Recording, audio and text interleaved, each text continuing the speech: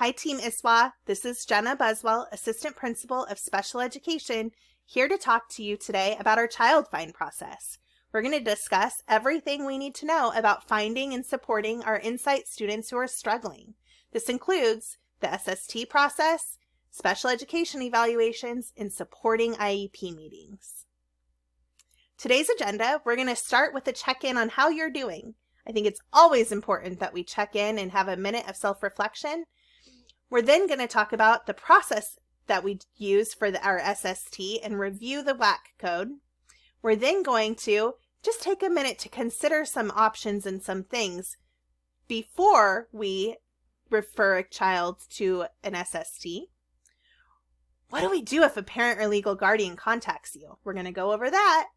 We're then going to talk about the special education evaluation meeting and what that encompasses. And then we'll move to the IEP meeting and review those WAC codes and talk about the definition of an IEP and who's included on that team. Then we're going to move to what does an IEP signature mean on a document? Then we'll discuss invitations to IEP meetings. Who does that include? Finally, we'll discuss some additional helpful information in the roles of a special education teacher in the IEP. So here's our moment to do a little self-reflection. I love dogs. I love animals. I think they make everyone smile when we see them. I know they do me. So which pup are you today? When I look at these pictures, I can kind of relate to a little bit of all of them, but I think mostly I'm feeling like number 6. We're getting ready to start a new school year, which is always an exciting time. Lots of opportunity to build relationships with staff, students, and of course, families and learning coaches. So take a minute to look at those pictures and decide which one you are, or if you're one that you maybe don't want to be, what are you going to do to get to be another pup that you want to see on there? We're going to discuss our student study team first. So here's a Wordle. I love using Wordles to depict ideas and thoughts. I think words are powerful. So when we look at this image, I see lots of words. I see intervention, I see effective, I see screening, I see components, I see integrating, I see instruction and achievement and monitoring. Some really great words for us to think about as we go through our conversation around finding students who are struggling. So our SST, our student study team process. So when you have a student of concern that is showing significant struggles within the school setting and they do not receive additional education support services through an IEP at this time, it is typically best practice for you as the teacher with concern to refer that student to a larger team to review student-specific information and education records. This can include attendance, behavior, report cards, academic growth data over time. Specifically here at ISWA, we use our STAR data, history of special programs or support. Have they been in a LAP program prior? Have they received a 504 or an IEP? And then ultimately, we want to collaborate with the family and student about their concerns around the student's education. It's really critical that we remember and keep in mind, though, that not all students that we refer to the student study team will result in a special education evaluation. So that team comes together and makes the determination, you being a part of it, if an evaluation is appropriate or not, and or if an implementation of a 504 is the right thing to do. So just because we refer to the SST, that doesn't mean a student will qualify for a 504 or have to necessarily go through the special education evaluation process. So when you feel a student is needing a deeper look, your first point of contact is the student's academic counselor. That is who sets the meetings up. There's a large group of participants, but the academic counselor is your first point of contact. Participants in those meetings include student, the parent or the legal guardian, the referring teacher, other general education teachers who may have some concerns and or not, the academic counselor, the special education coordinator, and or the principal. But at the minimum, it's critical that the academic counselor, the general ed teacher, the student and parent, or the legal guardian, and the special ed coordinator are present. So what happens at those meetings? First, we discuss what are the concerns of the student and parent and the teacher. It is critical that we get all voices there. In fact, it's law that we have the parent or legal guardian at that meeting and or a part of the conversation. We can't move forward with the SST meeting without their participation. So we log 3 attempts. We try really hard. Our academic counselors work so hard to get those attempts made. But if they aren't reached, then a prior written notice is sent to end the SST process by the special ed coordinator. Our special ed coordinator also makes some of those attempts. And then all of those attempts are noted in TVS. And unfortunately, at some point, we do have to stop the process if there's no contact made. At those meetings, we review the current status of all of those things we talked about. We look at the number of credits a student has earned, their current grades, how many class connects are they attending. We look at the non-referring teacher input. Is there a discrepancy between what teachers are seeing? We look at attendance, behavior, report cards, historical state test scores, academic growth data over time from our STAR. And we look at a history of previous special programs or academic support. Have they received special programming before, whether it be through LAP, Title, or a 504 or IEP? We discuss health information, if that's applicable. We discuss information around what interventions have been attempted with general ed teachers. What's been done? What good work have you tried?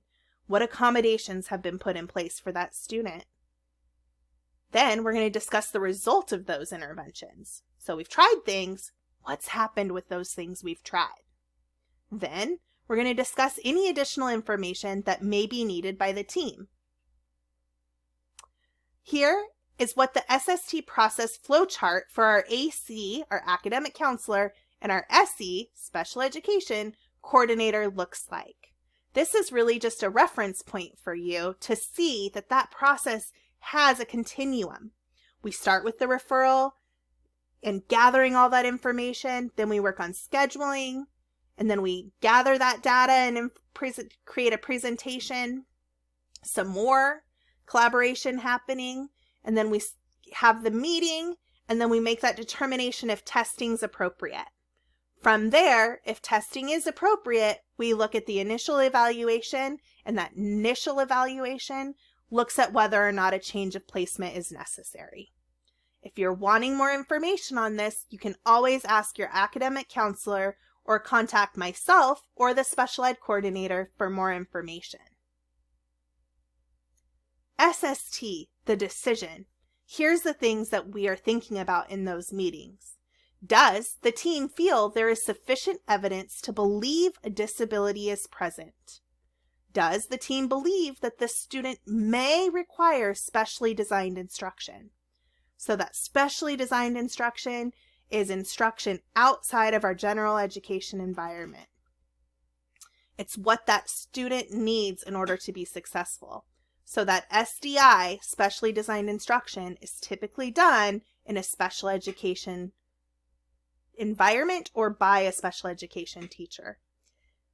If the answer is yes, then we move to a special education evaluation and we schedule that.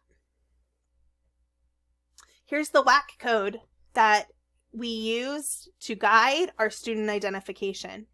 We have to look at what would not make a student eligible for special education, and these are some determining factors. If we believe a lack of appropriate instruction in reading, or a lack of appropriate instruction in math, or if that the student's English proficiency is at play for why the student is struggling, we, by law, by this WAC code, cannot meet the eligibility for special education if we believe those are present factors. So we've got to look at those considerations. We've got to consider that, because if a student has limited English proficiency and is struggling, we need to consider that that is the main reason for the struggle. The struggle is not because they have a disability. It's because they may have an English language proficiency deficit that we've got to build upon. So what are some interventions and extra supports we can put in play for that student? Or if a student has significant absences and they haven't received appropriate instruction in reading or math, again, that would not be means for the student to have a diagnosis or an evaluation that shares that there is a deficit that requires a learning disability or services through an IEP. So here's some things I want us to think about and consider. If a learning coach or a parent or a legal guardian contact you and express concern about their student's progress, here are the things I want you to consider in your communication with that learning coach or legal guardian. You need to be thinking about, what do I already know about that student? Is the student attending Class Connect sessions regularly? Is the student asking questions or asking for help? That's important information. Is the student attending targeted sessions and their monthly progress conferences? Are they completing assignments? Is this a question of ability, motivation, or performance? What other information do you need to determine if the student is deficient in skills? So now, what do you do if a parent or legal guardian contacts you? What do you say? So here's some examples. My student is really having a hard time in your class. I think my student needs an IEP. Before you respond, it's important you do a self-check. Your opinion cannot play a factor. It is absolutely critical that you remain neutral. Again, I'm going to repeat that. It is absolutely critical that you remain neutral. Then, here are some things you could possibly respond with. You could say, have you talked to the counselor about this? You could say, I noticed your student is not attending Class Connects. It is difficult to help students when they do not show up for instruction. Is there anything I can do to support them to attend? I would love to see your student attend my session so I could help your student learn the course content and improve. Thank you for sharing your concerns. I too have some concerns regarding, student name, progress in my class. May I have the counselor give you a call? We always want to validate parents when they come to us. But it's also important that we're real, we're transparent, and we're honest with them.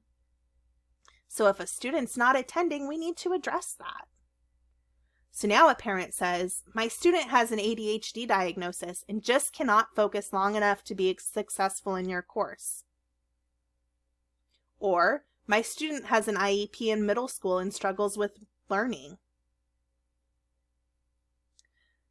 If you have not seen the student on the accommodations tracker email that comes out on Mondays from the ISWA compliance coordinator, ask the parent and legal guardian if they have talked to the academic counselor. Because if there is an actual diagnosis, they may be on that tracker. And if they're not, then maybe that's a conversation for the SST team. It's also important that we follow up. If a student had an IEP in middle school and struggles with their learning, we need to do some digging to see if maybe they were exited from those services, or was there a possible oversight? I hope that's not the case, but it's always critical that we double check. Regardless of the parent or legal guardian's response, let them know that you will be sharing the information with the academic counselor and that the academic counselor will be in touch. We want to close that communication loop. Follow up your conversation with an email to the counselor assigned to the student. You may, depending on the situation, include your administrator, the special ed administrator, that's me, and or the director of academics. And ultimately, when in doubt, reach out. If you have questions or concerns, always reach out to the academic counselor of the student who is showing deficits and or concerns.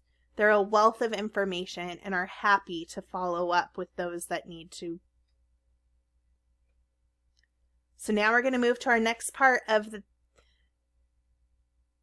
we're going to talk about evaluation meetings. So take a minute to look at that Wordle. I see some words that are important to that evaluation process. We look at measurements, success, performance, data. We analyze, we plan, we do interviews, we talk to people, and then we create a report. So evaluation meeting, here's the WAC code. So a group of qualified professionals determines whether the student is eligible or continues to be eligible for special education. What services are needed to enable the student to meet measurable annual goals on the IEP?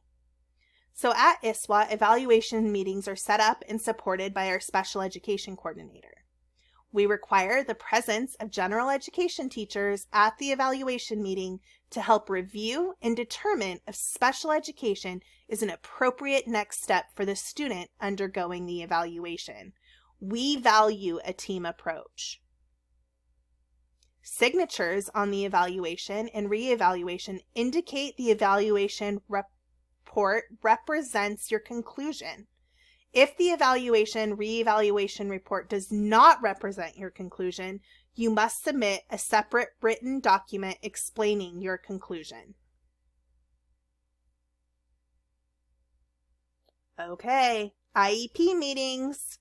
We're moving along. Here's another Wordle. Let's look at all of these words. I see education, individualized, team. I see inclusion in school. I see lots of different words that would incorporate a student's IEP meeting. So the definition of an IEP. Here's our WAC. The IEP is a document that must include a statement of the student's present levels of academic achievement and functional performance, including how the student's disability affects the student's involvement and progress in the general education curriculum. So again, this goes back to the whole idea that a student has to be impacted educationally. So they may have a diagnosis of ADHD and not necessarily qualify for an IEP if they can show that there's no deficits. So their education has to be impacted. The IEP team membership, again, there's our WAC code. School districts must ensure that the IEP team for each student eligible for special education services includes the parents and legal guardians of the student, no less than one general education teacher. We have to have a general education teacher and the parent and legal guardian a part of our team. Then we also need a school district member of the IEP team. We call that our LEA member, but if in writing, the attendance of that member is not necessary. A member of the team can be excused if the parent in writing and the public agency consent to the excusal, and the member submits written input into the development of the IEP. So we cannot move forward with an IEP for an initial IEP. So a student has an evaluation, they qualify. We cannot put a student into special education without a general education teacher and the parent or guardian of the student. This is an important piece of information. An IEP signature indicates participation in the meeting. It is not an agreement. It does not mean that everyone agrees with everything in the document. It simply is, I was there and I participated. IEP invitations. This is a really important piece. Our special ed teachers, case managers, and the special education coordinator send out Outlook invitations, and they are expected to be sent at least 1 week in advance. Please, please, please respond to the invitations when you receive them. Special ed teachers and the special ed coordinator will use the invitation to track to ensure at least one general education teacher will be at the meeting. Again, we cannot move forward in an IEP meeting without a general education teacher. So your quick response to those invitations is critical. Again, our special ed coordinator and our special ed teachers are expected to send those at least 1 week in advance. So some helpful information to share at IEP meetings. And you always want to preface this in thinking about it as if it's relative to your class in general. So always think about, what are the students' strengths? We know that we should always start with the positive. Always start with the strengths. That helps in us building relationships with families and with students. And then we need to be transparent and talk about the areas of concerns. Compared to other students in the class, how is the student performing? That can be really sensitive and really hard, but it's also important that we are real and we share that information in a caring way. Describe any interventions you have tried and what the outcomes have been. Share with the family and the student what you've attempted to provide, the supports you've been providing, and whether or not they were successful or not. Ask the student and the family what they feel is going right. And then you want to think about the accommodations that the student currently receives. Were they helpful? And which were maybe not necessary? We don't want to provide accommodations that aren't actually helpful for the student. So it's important for us to reflect on what we're doing to determine if they're necessary. These are questions that are intended for both the general ed teachers and the special ed teachers. So these are things that all teachers should think about when they're in an IEP meeting. And lastly, special ed teachers' role in the meeting. Our special ed teachers at ISWA do their absolute best to try to make meetings run as smoothly as possible. And most of the time they do. They seek input and listen to all of our stakeholders. They try to take as little of your time as possible. They know that as a general ed teacher, you're very busy, just as our special ed teachers are, but that time is precious. So they try to take as little of your time as possible. And then they try to make sure the students and parents feel there is a team to support the student at ISWA. I can't stress that enough. We are a team. We have to work together to support our students who are struggling. Special ed or not, they are all of our kids, and we have to support them and rally a team to ensure they're as successful as they can be with us. In conclusion, if you have any questions about this presentation and or need any additional support as we work to support and identify some of our most vulnerable students, please, please, please do not hesitate to email me. Again, this is Jenna Buswell, Assistant Principal of Special Education, and you can find me at either of these email addresses. Thank you for all that you do, and I look forward to an amazing year. Take care.